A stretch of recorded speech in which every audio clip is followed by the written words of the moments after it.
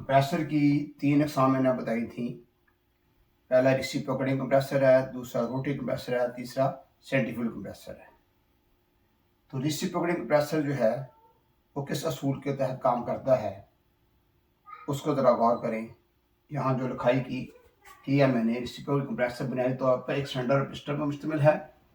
जब बिजली वाली मोटर क्रैंक शाफ्ट को घुमाती है तो कनेक्टिंग रॉड शाफ्ट की वजह से ऊपर नीचे हरकत करता है। इस तरह सिलेंडर के अंदर मौजूद पिस्टन ऊपर नीचे हरकत करता है। सिलेंडर के हेड के ऊपर एक वाल प्लेट होती है जिसके नीचे की जानब एक सक्शन फ्लैपर वाल होता है, जबकि ऊपर की जानब डिस्चार्ज वाल होता है। तो जब पिस्टन नीचे की जानब हरकत करता है तो सिलेंडर के अंदर खला पैदा हो जाता है जिससे सक्शन वाल खुल जाता है और रेफ्रिजरेंट बुखारात हालत में सिलेंडर में आना शुरू हो जाती है।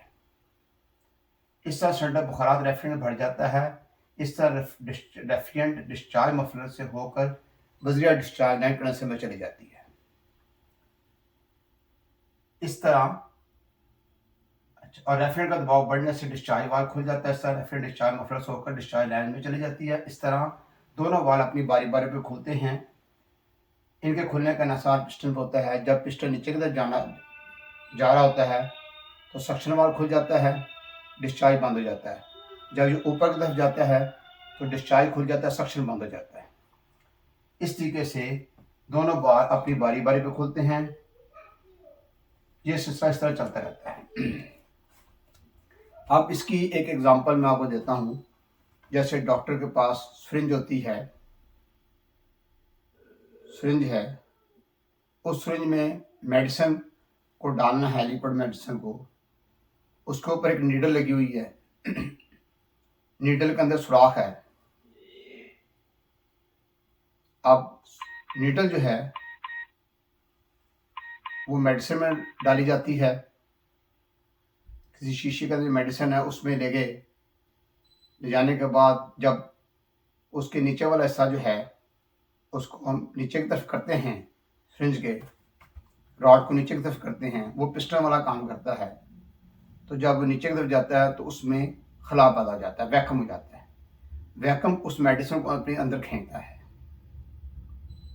उसके बाद उसी मेडिसिन को डॉक्टर एहतियात ये करता है, ये लेडी डॉक्टर या नर्स या कंपाउंडर उसको थोड़ा ऊपर करते हैं ताकि उसके अंदर हवा ना रहे।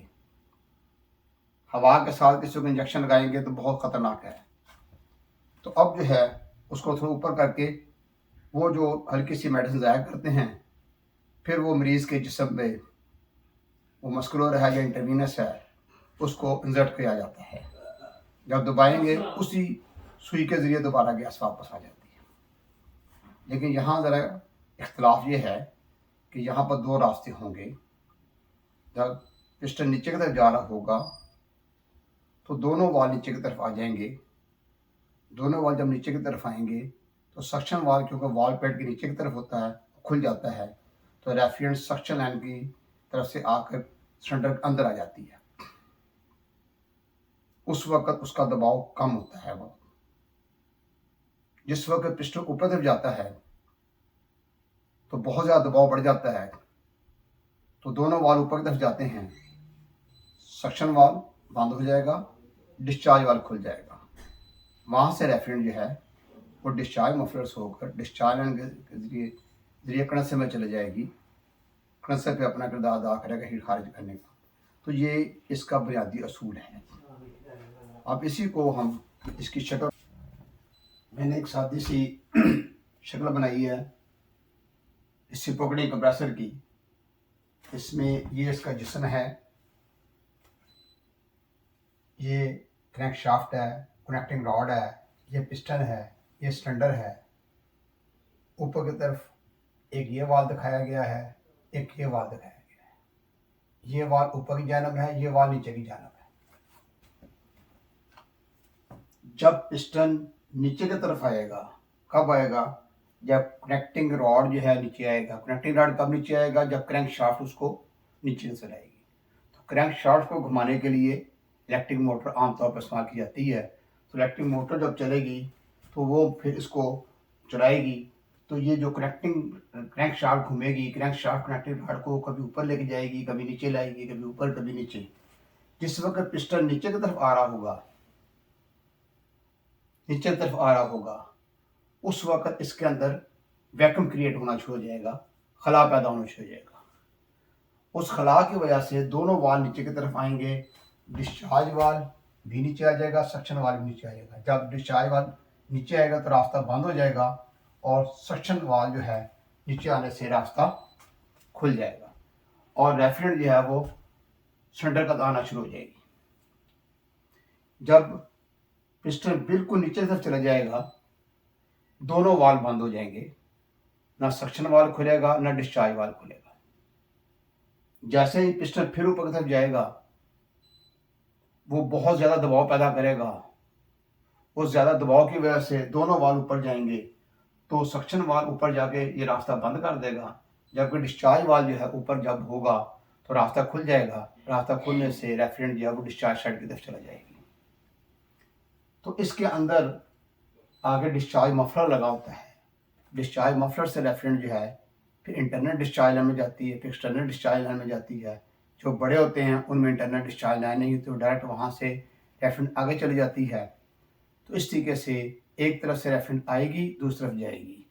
पिस्टन जो है वो स्ट्रोक लगाता जाएगा, ठीक है, बार बार, जिससे प्रेशर जो है वो बढ़ता रहेगा। तो उसमें ये है कि जो फ्रिज के अंदर कंप्रेसर इस्तेमाल होता है, उसके अंदर जो मोटर होती है उसके आरपीएम जो है वो 2800 होते हैं, रेवोल्यूशन पर मिनट, 1 मिनट के अंदर चक्कर। तो 2800 चक्कर जो हैं वो 1 मिनट में लेगा, यानी 2800 दफ़ा कनेक्टिंग रॉड नीचे की तरफ जाएगा, पिस्टन नीचे की तरफ जाएगा, जैसे कनेक्टिंग रॉड फिर 2800 दफ़ा ऊपर जाएगा, फिर इस दफ़ा 2800 दफ़ा नीचे ऊपर इन्होंने जाना है। और बाद स्लो स्पीड कंप्रेसर किसी ज़माने में इस्तेमाल होते थे, तो उनकी स्पीड जो है वो 1400 होती थी। वो 1400 दफ़ा नीचे और ऊपर जाना है। बाहर तो स्पीड कम हो या ज़्यादा हो, दोनों हालतों में इसका असूल यही रहना है, जब पिस्टन नीचे की तरफ जा रहा होगा उस वक्त सक्शन वाल्व खुलेगा, डिस्चार्ज बंद हो जाएगा। बिल्कुल नीचे की तरफ आ जाएगा, बॉटम की तरफ, दोनों वाल्व फिर बंद हो जाएंगे। फिर पिस्टन जब ऊपर की तरफ जा रहा होगा तो सक्शन वाल्व बंद हो जाएगा, डिस्चार्ज खुल जाएगा।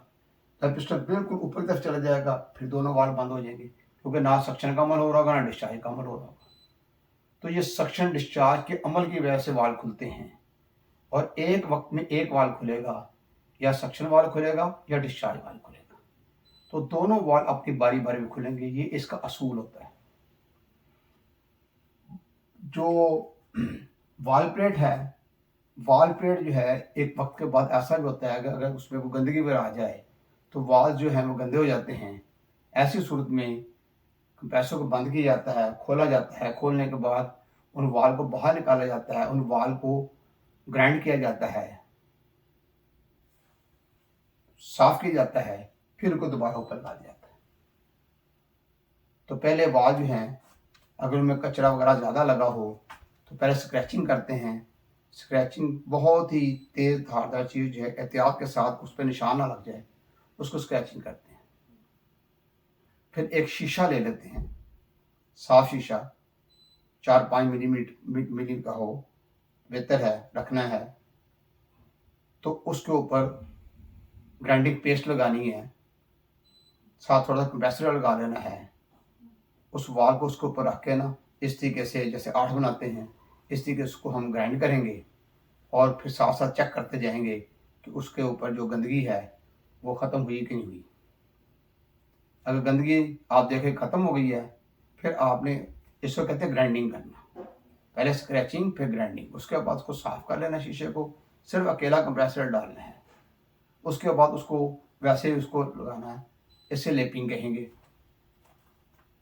आखिर में फला लेने का कपड़ा लेकर उसके ऊपर उसको घुसा देते हैं, ठीक है ना, तो पॉलिशिंग हो जाती है। इस तरीके से फिर वाल तैयार हो जाता है, उसको दोबारा इस्तेमाल। लेकिन एक बात याद रखिए कि वाल की थिकनेस जो है वो कम नहीं होनी चाहिए, ना कि वाल बजाते खुद घिस जाए, फिर वो काम सही नहीं करेगा। इस तरीके से अब बाज़ ऐसे हैं ठीक है ना, जिनमें एक सक्शन वाल होगा, एक डिस्चार्ज वाल होगा। डिस्चार्ज वाल के बारे में याद रखिएगा कि डिस्चार्ज वाल जो है उसके ऊपर एक और लोहे का टुकड़ा लगाया जाता है जिसे डिस्चार्ज वाल रिटेनर कहते हैं, कि प्रेशर ऊपर जाने के बाद जो है डिस्चार्ज वाल अपनी जगह से हिल जाए तो सब काम खत्म हो गया। जब दोबारा नीचे आना, डिस्चार्ज वाल के एक खास हद तक उठेगा, जगह बनेगी, गैस आगे चली जाएगी, रिटेनर उसको फिर वापस ले आएगा अपनी जगह पर, वो प्रेशर की वजह से खुलता रहेगा।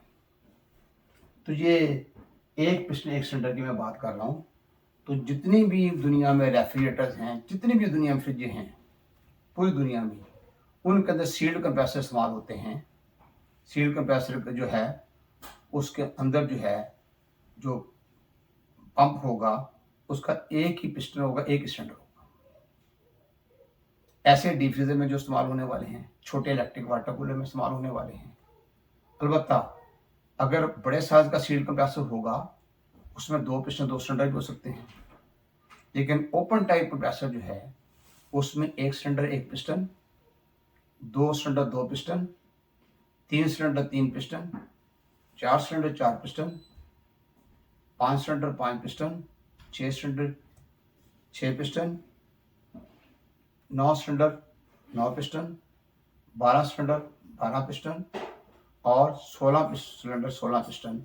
ये मैक्सिमम तादाद है दुनिया में ओपन टाइप सील्ड कंप्रेसर के बारे में।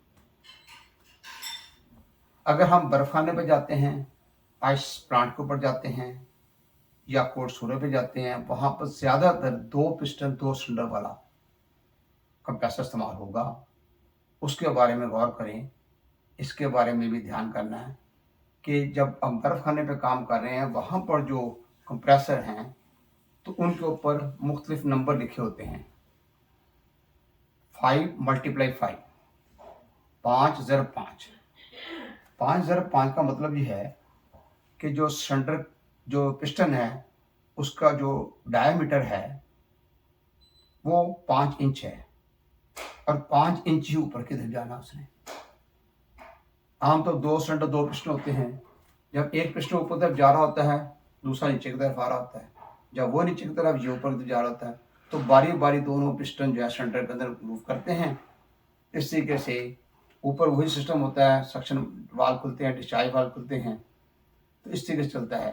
तो अब 5 पिस्टन, 5 ज़रब 5 का मतलब है कि 5 इंच सिलेंडर का यानी डायमीटर है, यानी दरमियान में कुतर है और 5 इंच ऊपर जाना है।